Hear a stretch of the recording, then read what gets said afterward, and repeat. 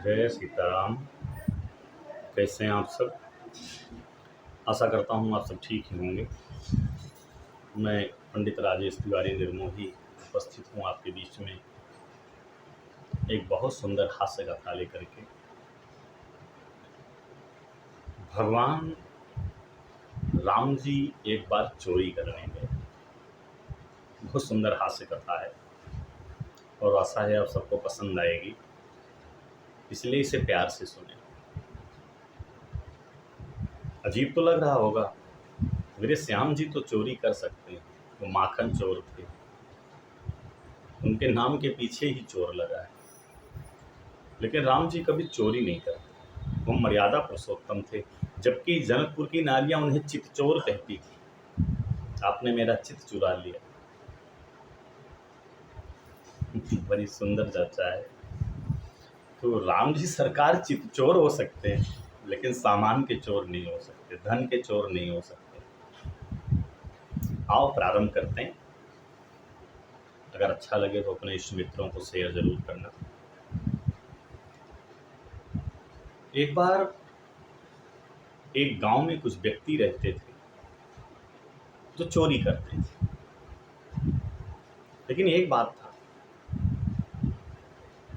चोरी करके लाते और भगवान को भोग लगाते, तेरा तुझको अर्पण क्या लागे मेरा। अब राम जी बड़े परेशान कि लाते हैं लूट के, उस चोर में हमें भी शामिल होना पड़ता है, उसका भाग मुझे खाना पड़ता है।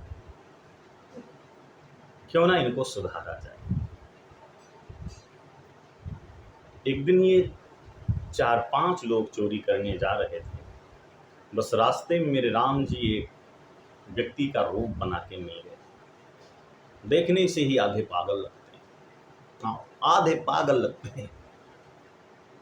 बोले ठीक है, आज इनको सुधारो।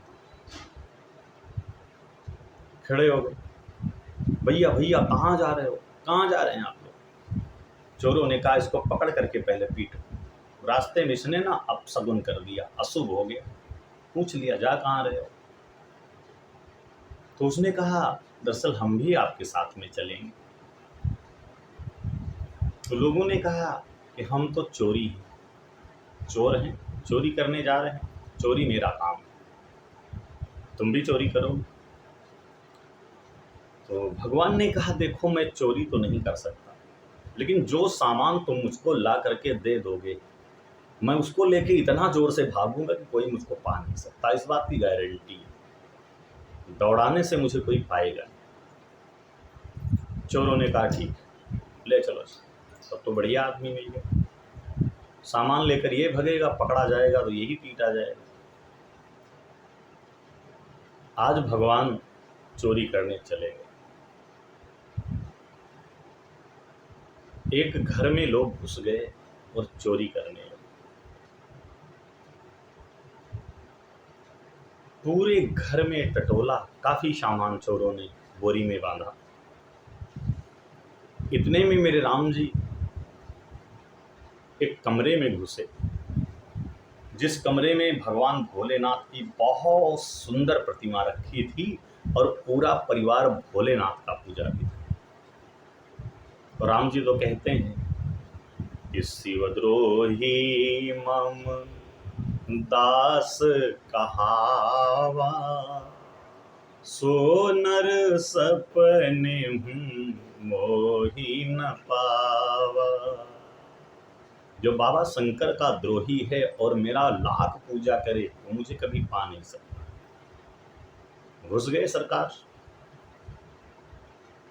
अब भोलेनाथ सामने बैठे हो तो मेरे राम जी प्रणाम कैसे ना करें। देखा तो वहीं पर बहुत सुंदर मिठाई रखी थी। भगवान के मन में आया उनको तो लीला करनी थी, आज वो चोरी नहीं लीला करने आए। उनके मन में आया लाओ इसको बाबा भोलेनाथ को खिलाएं और हम भी प्रसाद पाए। बस लड्डू को बाबा भोलेनाथ के सामने रखा, जल घुमाए, जल घुमा करके मंत्र पढ़ा, अरे ओम नाभ्यायासीदंतरिक्षभम शेषणो देवो संवर्ततो पद्भ्याम भूमिरदिशा स्रोता तथा लोकान कल्पयन्। जल घुमाया और वहीं पर रखी थी शंख।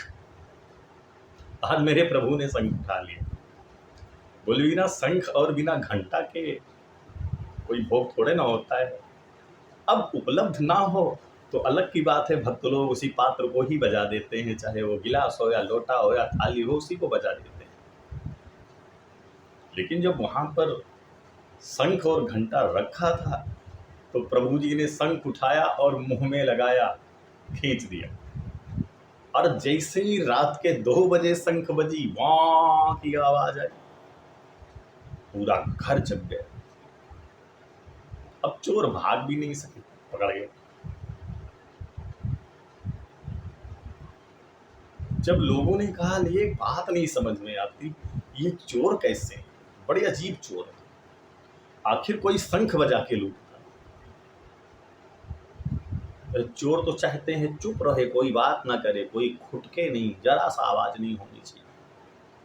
और ये शंख बजा करके चोरी करने वाले चोर तो बड़े अजीब है। जब पूछा गया तो चोरों ने कहा भैया मैंने नहीं बजाया, ये आज पहली बार आया, किसी ने बजाया।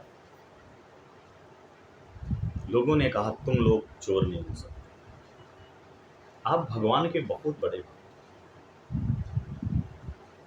आज हम आप लोगों को छोड़ दे रहे हैं, लेकिन इतनी आस्था भगवान पे रखो जितना आपने कहा कि मैं लड्डू कैसे खिलाऊं बिना भोग लगाए हुए, तो कभी भगवान आपको भूखा नहीं मारेगा, आपको चोरी करने पर विवश नहीं करेगा, आपकी रोजी रोटी चलाता रहेगा। चारों को सब को छोड़ दिया गया जितने चोर थे। जब रास्ते में आए तो चोर लोग बरस गए, तूने शंख बजाया। भगवान ने कहा दे हम चोर नहीं, हम भगवान के भक्त हैं। गांव वालों की सीख मानो, भगवान के हो जाओ, कभी तुम्हें भगवान भूखा नहीं मारेगा। आज उसी घटना के बाद चोरों ने अपना चोरी का धंधा ही त्याग दिया और भगवान की सेवा करने लगे। बोलिए रामचंद्र भगवान की जय।